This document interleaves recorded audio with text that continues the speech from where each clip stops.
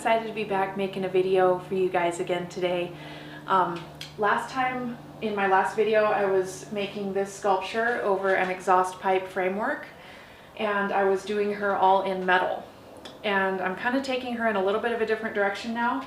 So that was kind of my first attempt to really create a sculpture fully out of metal. I've always viewed metal more as a means to an end, and you know, it's a great way to build a strong framework. I'm really glad that I have my welder and my torch and that I know how to do some of those things, but this was my first attempt to fully make a sculpture out of metal and to have that be like the finishing technique. And I didn't really like it. It was a lot of work trying to cut the pieces just exactly how they were supposed to be, and the end result was just kind of clunky, at least for the vision that I had for this piece. I liked a lot of what I did with the calves, and so I actually was able to kind of cut them off pretty carefully, and I'm going to save them because I think this more chunky look would be good for like a male sculpture. So I think I'm going to save this and just use it for a different sculpture, but it wasn't really the direction that I wanted to go for this piece. So I set her aside for a little while just to kind of, you know, ponder and think about where I wanted to go with her, and I worked on some other projects for a few weeks. But I'm ready to keep going with her because I have a vision for her. So what I'm doing now is I'm getting back into cement sculpting. Cement is kind of what I've always made my life-size sculptures with, and then when I started using the epoxy, I was really looking for something that I could get like a more realistic finish with, because cement is great as like a filler. It's great for getting like a basic shape going, but when it comes to like sculpting a face or sculpting, you know, fingers and things like that, really delicate features, it's just a little bit harder to like get that really realistic look, and things can crack and stuff. And so in one of my other videos, I actually showed you how to mix epoxy with cement, and I'm not going to do that anymore because what I found out is that cement is alkaline and the epoxy has some acidic properties, so they actually kind of neutralize each other, and what I thought was a really strong mixture is maybe not as strong as I thought. You know, it can get some expansion cracks in the heat and things like that. So I've actually talked to my friend over at Polygem where they make all the epoxies that I use, and he had some really good ideas for me. So I've been using the cement kind of as a filler because cement is a lot cheaper than epoxy. So yeah, what I'm going to do in the future is I'm going to sculpt with cement first and then just add a little layer of that epoxy over it. So I'm kind of just taking things in a new direction.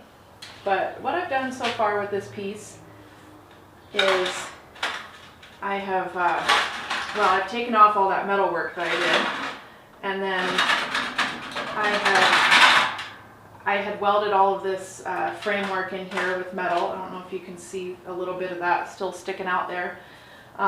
But basically I'm just building up the basic shape with cement, and to strengthen the cement I have a substrate of lath. So that's just this stuff. It's like a steel mesh. They use it for stuccoing walls and stuff like that, and it's super cheap. You can get like a giant sheet of it for like $5.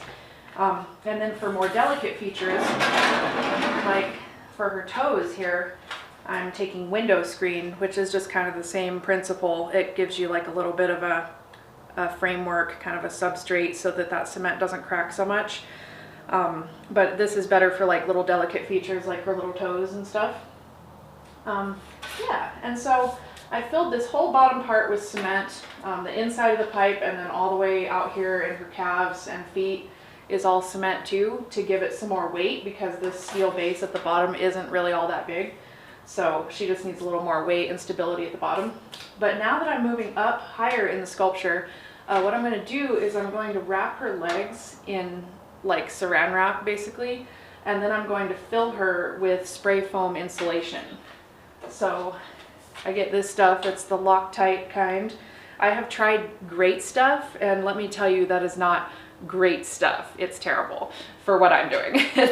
I'm sure it's fine as insulation or whatever it's actually designed for, but when you wrap a sculpture up with the saran wrap, it doesn't really get oxygen in there, and what ended up happening with the great stuff is that it all congealed into a giant puddle at the bottom, and it was really gross. So I would definitely recommend Loctite brand if you're going to be doing this. Now this stuff is like $7 a can, so you know, and for a big sculpture like this, you know, you would need 8 to 15 cans depending on, you know, how much negative space there is.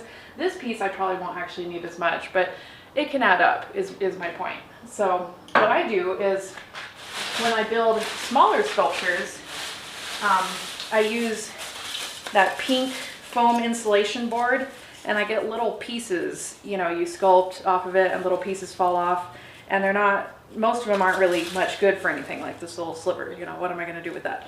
So I save all the little pieces, I sweep them up off the floor and save them, and then I use them to like fill this area so that I don't have to use quite as many cans of this spray foam.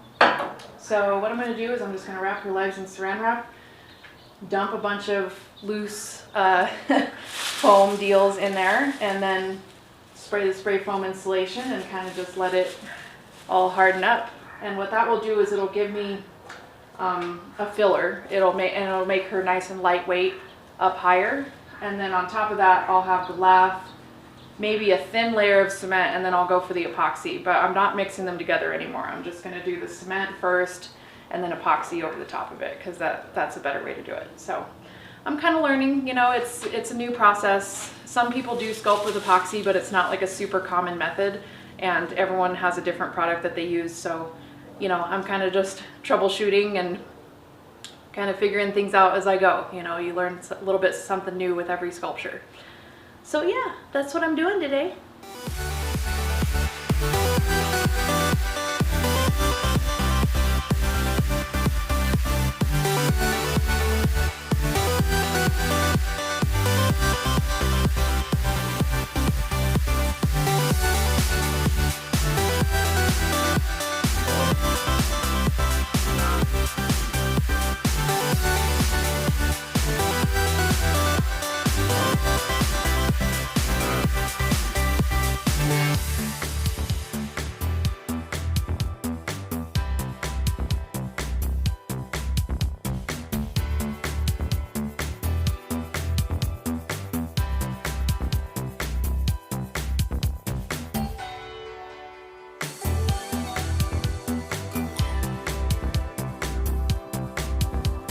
Alright, so now you can kind of see how this process is working a little bit. I started by wrapping her legs in saran wrap like I talked about, and what that does is it basically just creates a temporary skin to contain that spray foam and make it all the right shape.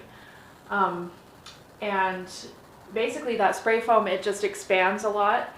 And so, you know, I started by adding all those little tiny foam pieces in there to conserve materials. And for recycling, you know, all those little tiny foam pieces would have just gotten thrown away otherwise. Now they can become part of a new sculpture and not get thrown away. And so the saran wrap, it also just allows the spray foam to expand inwards instead of out doing weird things. You know, it's just all expanding inwards to basically cement all of those little foam pieces together. And so that's going to take a few hours to cure. You know, it might even take up to a day to cure. So I'm just going to let it sit, and I'll work on some other projects for a bit. You can kind of see it's like dripping down her leg here. I'm not too worried about that. I'm going to just leave it right now. If I were to touch that, it would make a big mess, but once it cures, it'll just break off really easily. So I'm just going to leave it. And yeah, I've shoved a beer box in between her legs to prevent the spray foam from expanding into that negative space, because this negative space is going to be one of the key features of the sculpture. Yeah, so it's just a waiting game now, and I'll work on some other stuff for a bit. Thanks for hanging out with me today, and thanks for coming with me on my artistic journey. Please like and subscribe, that would be awesome. It's been awesome hanging out with you today. See you next time.